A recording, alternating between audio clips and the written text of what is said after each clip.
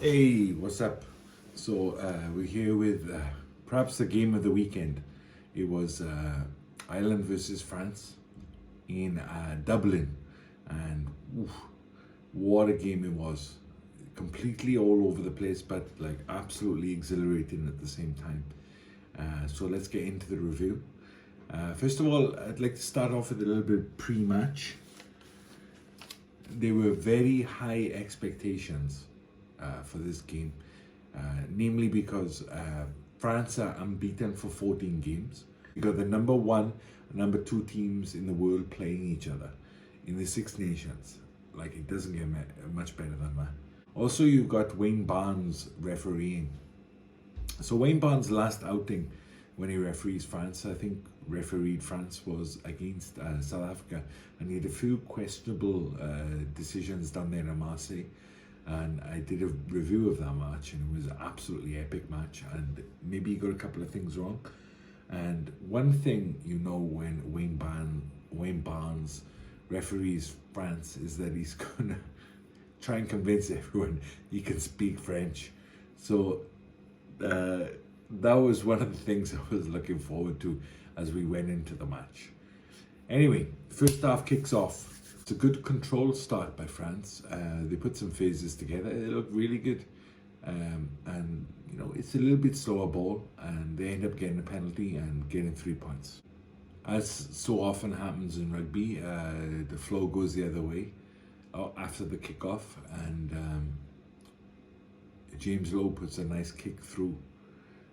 And it's a pretty ugly kick, but the French fullback Ramos fails to deal with it well and takes it into touch. So it results in basically Ireland camping on the French line for about 10 minutes. It seems like 10 minutes anyway.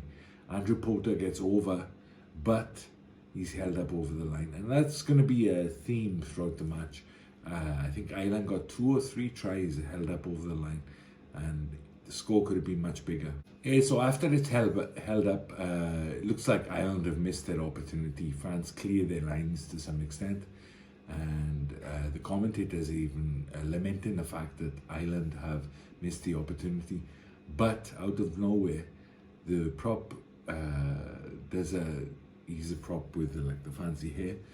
Prop does an inside pass to the fullback Keenan, who was awesome again today. Yeah, he's looking like a really good player for Ireland, and he just slices through the French defence, and Sean Edwards will not be happy with that. And he had men outside him too, and decided to go on his own, and he scores a try, and it's an absolutely fantastic try to open the game. Yeah, so after the restart, again, play tends to switch after the restart, unless you're a really good side, and France get the ball.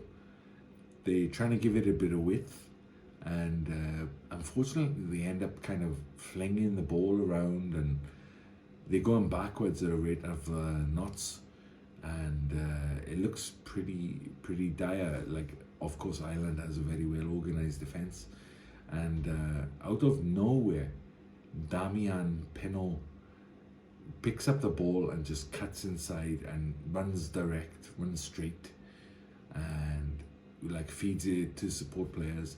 And classic French try, absolutely beautiful French try. Penaud ends up finishing it, and he's like the ultimate finisher. So France are back in the game. You know, they had no right to be really on. Like, they didn't build. None of the classic tenets of modern rugby is you have to build play and territory and things like that. They just did it out of sheer will, and it was a great try to watch.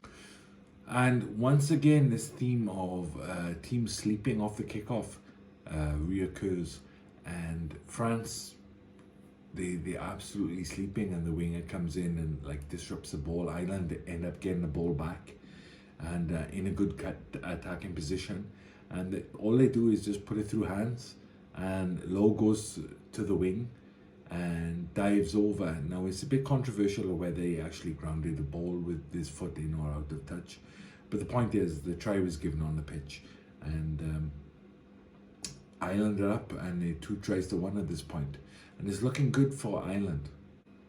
One of the things I was impressed by in the first half is Ireland's physicality again. They're not the biggest pack in the world, but they do tend to match teams physically, and that was evident in the autumn internationals when they played South Africa. And France had a big lumping, like heavy pack, and Ireland did their best, and like their best was enough. You know, they actually stopped them in their tracks. And Doris and Tag Byrne are absolutely phenomenal players. Like Doris is having a hell of a season. You know, what do you consider a season to be, like from last year into this year? And they're going to be big players, hopefully, in the World Cup. Then one of the Irish pack, I think it was a prop, Loosehead, gets absolutely smashed by the French. His opposite number, I think it was, the French prop, who's like the import, and he's absolutely leathered him in the tackle. And it's not malicious by any extent, but it's just so hard, and he gets whiplash. I like it. One of the things the referee considered was the whiplash effect. And like, that's not on the tackler, that's on the ball carrier, you know? So that was pretty funny because it was such a hard tackle. Anyway, he gets a yellow card is the bottom line, and he's off for 10 minutes. So France are really playing to keep to play out the clock until the player gets back on the field. So while the player is off, Johnny Sexton gets an amazing little opportunity, and you can see the line, but his legs, old cement legs, he just can't get there, and he looks like, you know, he looks so gutted afterwards. You could tell that he saw the line opening up, and it was open, but he just didn't have the pace to get there, and that's going to play a big part later on, and ultimately would lead to Johnny Sexton leaving the game. Ireland get a opportunity for 3 points, but they choose to take an attacking scrum instead, which was interesting, and it results in Porter getting over. Finally, Porter doesn't get held up over the line. It's well documented that he's the strongest man in world rugby, and I do like him. He's a great player, and I was glad to see him get over for a try. So Ireland, like, building a little bit of a lead. Yeah, the highlight probably before the halftime whistle was Dupont's like absolutely heroic tackle on the winger, Hansen, and you can. What I loved about it is like they gave a close-up angle of it, and Dupont's face was just pure battle. You know, he's not the biggest guy in the world. He's stocky, that's for sure, and he's strong, that's for sure. But that absolute determination to hold the man into touch, it was beautiful and great, uplifting moment for the French team and the French supporters. And French played pretty well after that. So Tag Byrne, it seems as usual now, is having an absolutely blinding game. And so is Conor Murray, actually. One of the criticisms from people, okay, I admit it was me, is he gets the ball out so slowly, he slows everything down. But it seems like when he's given the right team to play in, he can still get it out really quickly, and his hands are much faster, and he looks like he's got a new lease on life, and looking really good. Some of the best rugby he's played in a long time, and yeah, so Conor Murray is a great player, obviously, but nice to see him playing well again, you know, doing what he can do well. So that was great. So Tag Byrne and Conor Murray, main men for Ireland in the first half. And towards the end of this first half, you just think like there's hardly any scrums, just a few lineouts. They're always keeping the ball in play, and the fitness levels of these teams is off the charts, because this was a proper lung buster. Like, how they kept that level of intensity going in the first half for 40 minutes was unbelievable. So I think that's why people are responding really well to the game, is because anyone who has any conception of what like it is to play a sport knows just how hard those players were working just to stay in the game. And yeah, it was fantastic to watch, you know, exhilarating, sometimes not the best rugby if you want to be like really hypercritical, but absolutely blinding in terms of like commitment, dedication, fitness, and attacking prowess. So the second half ended in favour of Ireland, but it was still anybody's game. France come out strong again, and good counter-rucking. They seem to want to contest the breakdowns a little bit more. I think Tag Byrne and Doris like got under their skin a little bit. Van der Fleur has been okay, but yeah, not the main man in the back row by any means. Doris has claimed that mantle, I think. And second half, they seem to take a little bit of a rest, which is understandable. They can't keep that pace up, I don't think, for 80 minutes. So a lot of kicking back and forth. And the game seems to have kind of settled a little bit. A few substitutions. So it's always kind of the game changes when substitutions are made. Conor Murray's off, Casey's on. He looks like a live wire as well. There's a few other players that have changed. Tag Byrne unfortunately gets a pretty bad looking injury, so hopefully he'll be set for the rest of the Six Nations, or at least the World Cup. The World Cup should be good, but he's one of their key players at the moment. I mean, they can't afford to lose him almost as much as Sexton. Oh, and speaking of Sexton, I kind of forgot what happened to him. Cement legs, as I like to refer to him after the first break. He gets another opportunity. He puts himself on the wing, and he gets like a miss pass to the wing. And you can see he's not going to let the same thing happen again. He absolutely puts his foot down. He looks pretty good for the man of his age. And, you know, he gets bundled into touch or whatever. And he's off after that straight away. His leg's gone again. His dead leg is played up. He just did too much. But that's one thing about Johnny Sexton nobody will ever criticise, and that's his commitment to playing for his team. And I think that's like, he's an endearing character for all the criticisms he has about trying to influence the referee and things like that.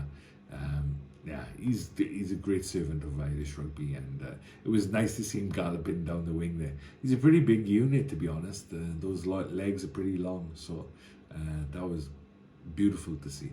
So once Ireland get in front and the settling down of the second half is over, they establish a pretty good pattern. Once Sexton is off, the replacement 10 comes on, does a great job. Some nice kicks, strategic kicks, territorial kicks, and the game kind of reverts to what we expect of like international rugby game, playing more percentages, things like that. And Ireland really control the game. And France are looking for a try, obviously, but eventually it's Ireland who get the try. They swing the ball out, and Gary Ringrose is one of, I think, my favourite players in the Irish side, just because his stature and strength and guts. Really like him, and yeah, he gets just reward for his efforts. And a few French tacklers, I think, are feeling it by now, and they fall off him, and he's over in the corner and brings it around for an easier kick. And basically that's signed, sealed, delivered for Ireland. A really historic win, I think, for Ireland in Dublin over France, and thoroughly deserved. Both teams put their bodies on the line in the first half. Things petered out a little bit in the second half, but can't take anything away from both teams. I'm sure the French supporters, I heard there were a lot of them travelled over to Ireland. They'll be pleased with the side's effort. Maybe not the application, but certainly in the effort. Sean Edwards will have a few words to say to the defensive captain. So yeah, let's see what happens now for the rest of the tournament. Two teams are on a Grand Slam, and that's Ireland and Scotland. I think they play each other very, very soon. A couple of weeks break now, and these players will need it because they left everything on the park, and that's what you want to see ultimately. So great game, and hope you enjoyed my review. Like and subscribe, and leave a comment. Let me know what you thought. So, all right, all the best. Bye bye.